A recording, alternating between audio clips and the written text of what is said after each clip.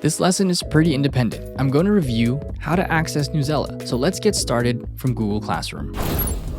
So over on Google Classroom, you're going to find the lesson 2 and 3, asking the questions, what is systemic racism? Of course, the student view looks different, but you should find the article attached where it shows Newsela sign in. When you click on this, it should redirect you over to Newsela. Once you've opened the link, it's important you select the right login option by choosing Clever. Then you'll log in with Google. So let's click on Clever and then log in with Google next. As the instructions say up here, you're going to use your student username and password to log in. It's important that you log in this order because you're enrolled to Newsela through Clever under your respective teacher's account, in this case, me. So again, what are those 3 steps? First, when you sign into Newsela, you're going to log in with Clever. Then log in with Google. Lastly, enter your s.sfusd.edu credentials, your username and password to access this assignment. Again, the teacher view is very different from the student view, but if you logged in properly, you should find the assignment immediately on your homepage that reads Lesson 2 to Lesson 3, Systemic Racism and Racial Profiling.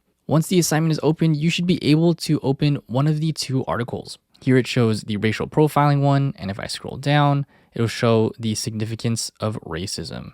At the top of this article, you'll find several functions and different menus to look at and choose from. First, you can actually change the language or reading level depending on your preference. And that's if there's another language available. In this case, Spanish is an option for this article. Right next to it, remember your reading Lexile score? Well, based off of that number, you can change the difficulty of this article. So if we look here, just very briefly, a car is pulled over and a pedestrian is stopped. And we change the reading level, let's say down to 560. A car is pulled over by police, and we can see that the paragraphs and language changed in the article itself. To the right, you're going to see an Activities tab. If you open it, you'll find a Writing and Quiz option, and you can ignore this tab. The purpose of reading these articles is to provide evidence to your written response on Google Classroom. The neat thing with Newsela is you can annotate right on their website by using your mouse to click and highlight the text like it shows here. For the sake of this example, let's highlight a different sentence. And once you highlight it, it gives a little option to assign a color and write something important to save for later. Remember, you're not here to look for the right answer. You're here to find what stands out to you and aligns with your thinking. In my example, I decided to highlight under stop and frisk, police stops increased from 100,000 in 2003 to 700,000 in 2011. And I reminded myself over here on the right to use this quote in an essay later. This shows that more officers abused their power in 2011 in comparison to 2003. Once you're done reading both articles, make your way over back to Google Classroom and submit your response to the lesson 2 and 3 discussion question. And think about the following question. What is systemic racism? How is it linked to discrimination, stop and frisk, and racial profiling? Make a connection to the eyes of oppression by giving an example